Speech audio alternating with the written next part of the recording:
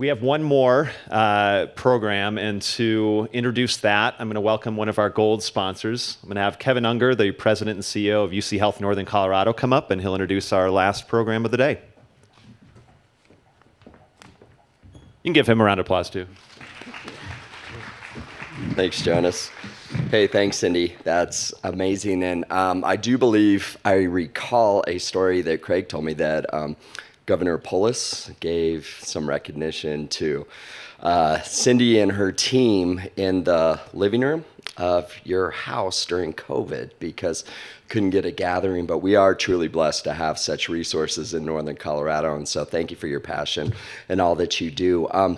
Nikki spoke a little bit about virtual reality and what we're doing within UC Health, a little bit more technology focused. We also have some low tech options within the UC Health system as well. And so our goal truly is to take care of our communities. And to do that, we believe we have to get into our schools and teach our youth healthy habits. And so I have a video that I'm going to show, but we have a 5210 program that's in all of the schools throughout Northern Colorado. And the goal there is really to influence the parents and teach healthy habits at an early age. And so this 5210 program focuses on 5 fruits and vegetables a day, less than 2 hours of screen time a day. How do you guys do with that? I am always shocked when I get my weekly kind of news. Apple sends it to me and says, "Man, you're spending your whole life on that phone." 1 hour of exercise or activity a day and 0 sugary sweets. And then we've been adding the plus, which is trying to get 9 hours of sleep a night. And so I know for a fact that this program works because my daughter, when she was young, came home and said, "Dad, you're blowing this thing. You need to really focus on better habits." And so that's truly what our goal is. And we have a short video just to kind of talk about our Healthy Hearts program. If we can teach children about healthy lifestyles and the impact of things like high cholesterol or high blood pressure, that education will impact their long-term outcomes. Very short video. I love that. Okay, and I am pleased to introduce our last topic of the day, which is elevating behavioral health in healthcare. And this is growing concern and something that I believe here in Northern Colorado as a team. I know Summit Stone said it takes a team at the end of that video, and it certainly does. I think we could be a petri dish for the United States on developing things that really do impact behavioral health care.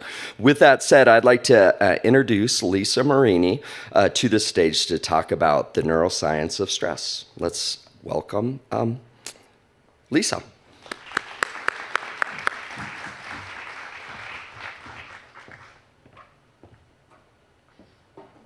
So quiet. Hello, everyone. How are you? Good. Kind of quiet. I'm going to talk about stress today. Raise your hand if you have stress. Raise your hand if you don't have stress. Awesome. You should come up here. You should teach this. I have stress as well. I teach the neuroscience of stress a lot. I'm going to give you a little bit of background of who I am so you know why I've experienced so much stress and what I do now, and then maybe give you some tips around stress. So, I spent 17 years in the multifamily construction industry. I was a superintendent, I was a project manager, very, very stressful, especially for a female doing this line of work. It was me and a bunch of guys out there. I noticed a few things with my stress. For me, it showed up pretty interesting. I noticed it physically. Anybody else recognize stress as a physical thing? Okay, my hair was falling out. That was scary. What was more scary was my memory loss. I also had chronic migraines so bad that I ended up in the hospital many times. But not only the physical part was affecting me, so was my behavior. And I didn't recognize that until I went to a conference with a neuroscientist, and he put up on the screen what happens to the brain under stressful conditions. I had this aha moment, and I went, oh my gosh, I can't arm wrestle stress. Anybody try to do that? Anybody just try to white knuckle it through your day and hopefully at the weekend you'll recuperate? Yeah, that's what I thought too. But I realized when he put the image of the brain on the screen that stress is a physical thing. I can't out-tough bad vision or white knuckle bad hearing and hope it goes away. Stress is also a physical thing. So I want to talk about that today. And once I learned this, I also realized that my behavior, how I showed up daily, was affected by my stress levels. So I'm sure like a lot of you, you get really excited about something, you learn and study it a lot, which I did. My chapter 2 of my life is I left the construction industry, founded my own brain-based coaching practice, and I got really nerdy. I studied a lot of things, both from the conscious mindset, the subconscious mindset, wrote a book about how to be better in relationships from a brain-based perspective, and really learned to navigate life differently. So, welcome to the talk of Neuroscience of Stress. We're going to talk about the importance of different brain states to navigate your stressful, busy life. And so I'm glad I'm amongst a crowd that's stressed, so this can speak directly to you. I want to know what you guys want to get out of today's talk. I'm here for 30 minutes. I could talk for 4 hours if y'all let me. But it's important for me to know what you want to get out of this presentation, not just me coming and talking at you. So knowing that I have a brain-based perspective of stress, what might you want to get out of it? You can just yell really loud because I might not hear you in the back.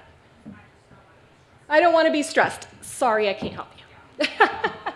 I would love to wave the magic wand and be like, hey, I'm the fairy of no stress. Nobody has it anymore today. I can't do that. But I can help you navigate it. I can help you manage it with a few tools. Okay? What else would you want to get out of this? You want to learn something? Well, great. I hope I can bring that to you. What else? Ooh, y'all are quiet. I'll just stand here and wait. Anything else you want to get out of it?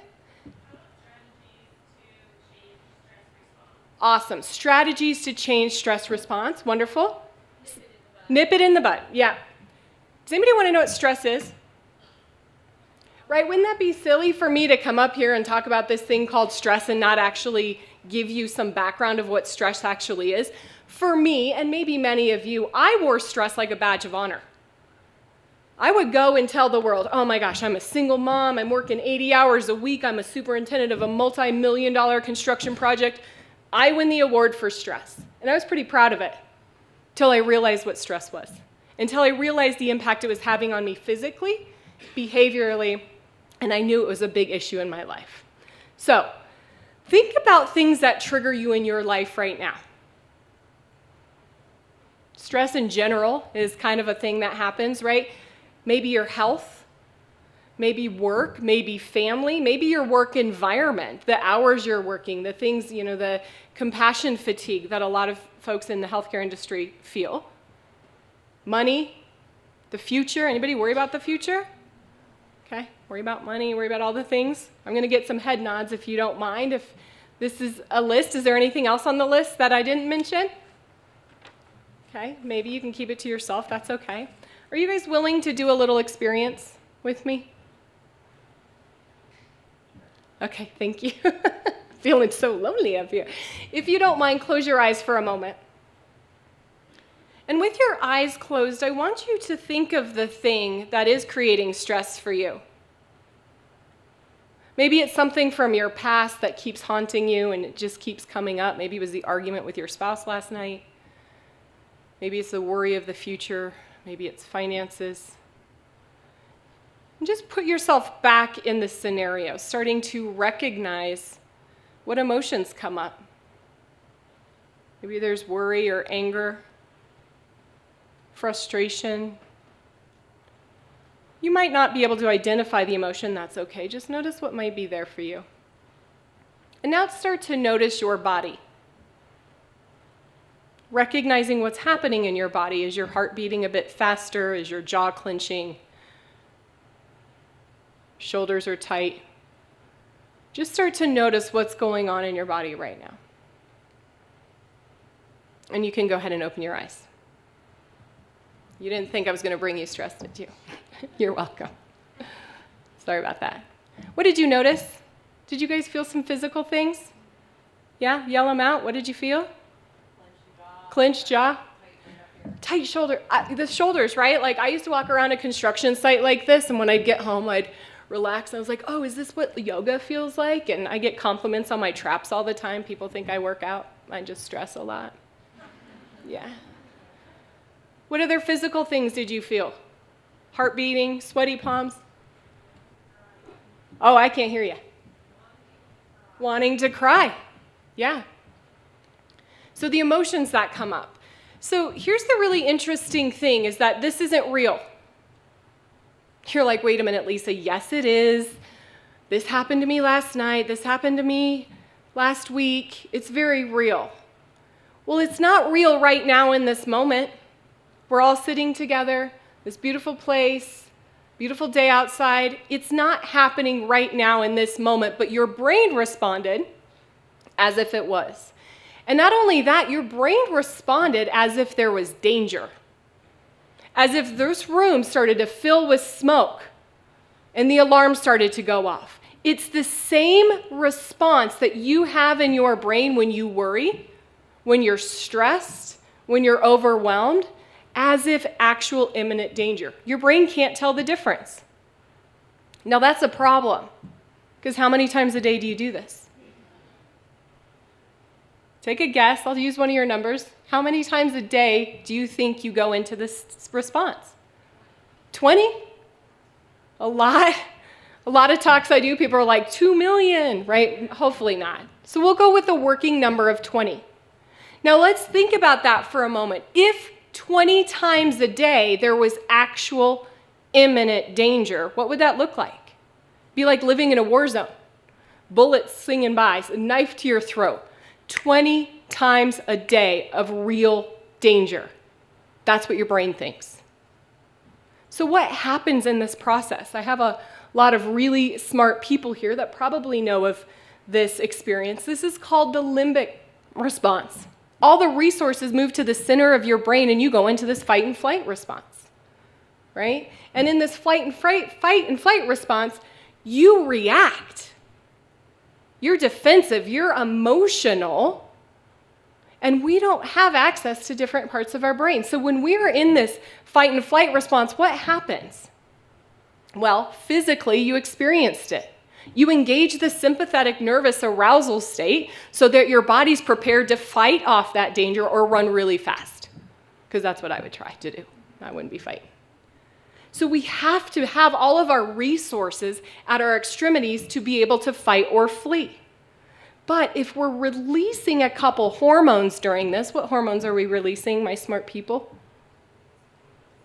Cortisol and adrenaline. Right? The adrenaline is what pumps us up and gets us prepared for danger, and the cortisol, which many people have painted a bad picture of. I'm going to give you a good example of what cortisol does for us. But cortisol, releasing in our body 20 times a day, does what? It damages our cells. And then if cells are damaged, we're not processing glucose properly. And then what happens? We create free radicals. We create inflammation. If anybody's around here walking around with inflammation, yes, I am too, we notice that's where disease happens, right? No different than what we were just talking about in the dementia talk. An inflamed body is where disease happens. And so it's really important to recognize that your thoughts that your brain cannot recognize are not dangers are a huge contribution to an inflamed body state. I've cut out the gluten, I've cut out the dairy, I've cut out the sugar, I've cut out the alcohol. What about this guy? It's important to notice what our brain is doing for our own physical health. So physically, this is what happens. Now, cortisol serves two really great purposes if we're in a real danger situation. Burglar breaks in my house. I'm a hero. I hide under the bed. And as I'm hiding under the bed, cortisol is going to only have me focus on the danger. I'm not thinking of family vacation. I'm not painting my nails under there. I am only focused on where the burglar is and how the hell I'm getting out of there, right? Think about this your day to day. When you leave work and all you do is worry and ruminate and can't go to sleep at night, it's because cortisol wants you to think about that to keep you safe. Cortisol also gives us hypersenses. Your hearing increases, your vision increases, your smell increases, so much so that you can see every footstep or hear every footstep and see every shadow so that you're prepared to deal with that danger. Translate that to your day-to-day life. The guy next to you or your husband is chewing too loudly and you want to murder him? It's just an effect of cortisol. Now, I want to talk about what this limbic response does to us behaviorally. How do you behave when you're in a limbic state? Frantic, aggressive, what else? Irrational, passive-aggressive, angry. Like everything you didn't put on your dating profile is probably your behaviors that you have when you're in this limbic state. So it's super interesting that your worries, your concerns, the things that your brain feels are dangerous are having you behave in a way that's not your normal self. So guess what? You can have a little compassion for yourself. You can have compassion for others that when their brain feels unsafe and they go to this limbic response, their behavior is going to do the thing that would defend against danger. You're going to be aggressive. You are going to yell. You're going to be defensive. You're not inviting the burglar in for a cup of tea. Your behavior is going to try and protect you, or you're going to freeze. You're not going to talk. You're going to hold still, right? So recognizing that your behavior and somebody else's behavior isn't necessarily against you or trying to hurt you. It's their brain needing to feel safe. So I want to talk about the other brain state now. First, think a little bit about your limbic response. Do you notice it physically first? Is it in your shoulders? Is your heart racing? Do you notice it emotionally? The feeling of needing to cry, your passive-aggressive tendencies behaviorally, stuff like that. So notice what your limbic response is. And now let's look at the other brain state, the prefrontal state. This is the part of the brain that's logical. That's not reactive, but it's responsive. And when our resources are here, this is when we're at our highest selves. Our bodies return to a parasympathetic nervous state called the rest and digest state, which you all know. This is where our cells repair themselves, and this is where our body heals, right? And so when we're in the prefrontal state, in the parasympathetic nervous state, we also have access to bigger thinking, to strategizing, to all of the characteristics and behaviors that are listed on your dating profile, the stuff that you're proud of, right? But these two brain states work inversely. When we are in a limbic response, we're not in a prefrontal state, and vice versa. Now, can they go back and forth pretty quickly? Sure. But as your caregivers, as you're dealing with people in your lives, it's more important to support them in getting out of a limbic state than it is really anything, because you're not going to solve problems from a limbic state. Does that make sense? Right? And so I want to give you some tools of how to manage this. First, I want you to recognize the things that can put you in a limbic response. Lack of sleep, right? So I love this initiative they're doing with kids to get 9 hours of sleep. Food, again, the initiative they're doing in the 5210 program, where there's not sugar, because sugar can put you in a limbic response. Your own thoughts and beliefs, your feelings, your social situations, and even memories can put you there.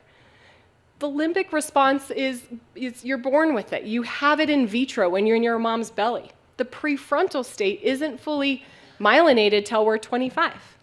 So we have so much more practice in this limbic response. Okay, so we just want to exercise putting the weights down, I call myself a personal trainer for the brain because I do talk about it like lifting weights. I want to put that attention that normally goes to your limbic state and move it to those prefrontal states so that you can be your best self. So you can be healthier, you can be calmer, you can be less reactive, you can be kind and loving and all the things that you want to be to help you be better at work and at home. But it's really a matter of managing your brain states, okay? So, would you like some tools? First, think of the impact a little bit. What is this impact in your life when you're in a limbic state? I know the effects it had on me and my family. I have 2 teenage boys, 17 and 19. And they spent a lot of their younger years of me being in a limbic response because I was so stressed at work. And it's really impacted my relationship with them. They didn't want to be around mom. So think about what your limbic response has been doing, both in your personal and professional life. Okay? So, are you all willing to participate? Okay. If you would please stand up.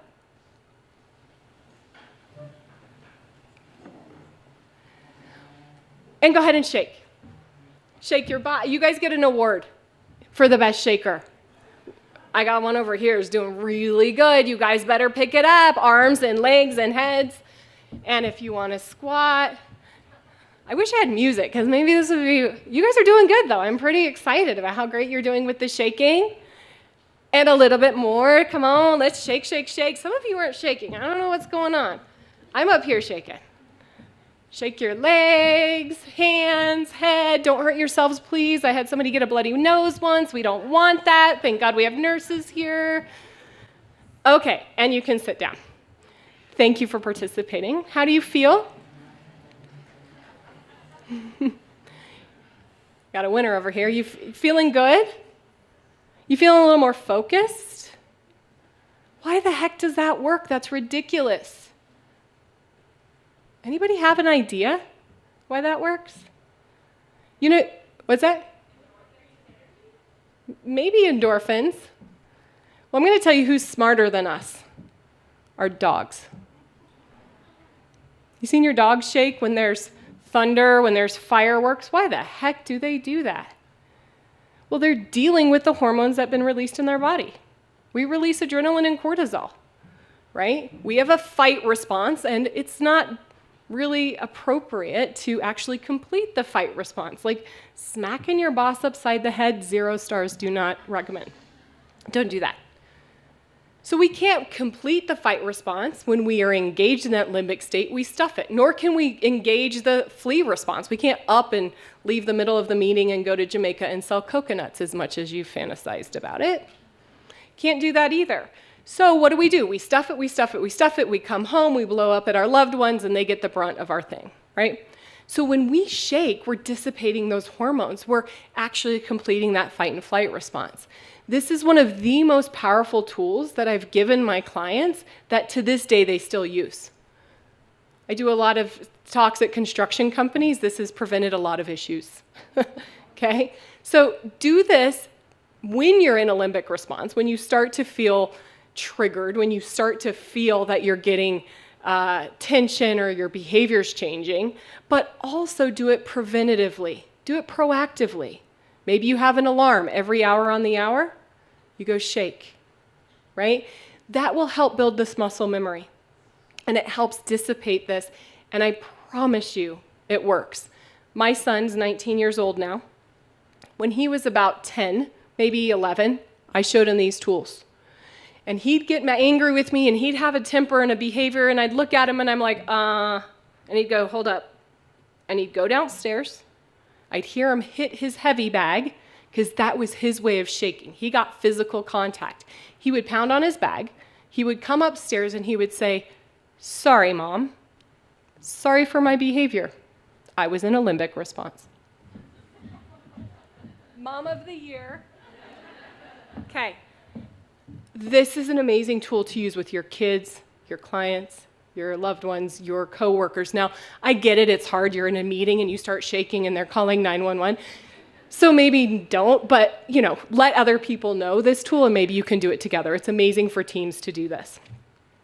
I have one more tool. You guys ready for another one? Okay. Breathe. Who here knows how to breathe? Okay, 4 of you. The rest have 3 minutes. I want to show you a new way to breathe. If you would, close your eyes and place one hand on your chest and one hand on your belly. And just notice where your breath is naturally going. Most of us are breathing into our chest. I want you to see if you can move your breath down to your belly to have that hand rise and fall versus the hand that's on your chest. You might actually have to push your belly out on the inhale, like you're blowing up a balloon, and pull your belly in on your exhale. And now I want you to count And inhale for a count of 4. Nice, long, slow exhale for a count of 8. In for 4. Long, slow, extended exhale for a count of 8. And just one more cycle, breathing down into your belly, in for 4, feeling that hand rise. Nice, long, slow, extended exhale for a count of 8. And when you're done, you can open your eyes. How are y'all feeling? Oh my gosh, if you guys could see your faces, you're like, we're so good right now. It's amazing. You're feeling good. Calm, focused, grounded. Why? Why does that type of breathing work?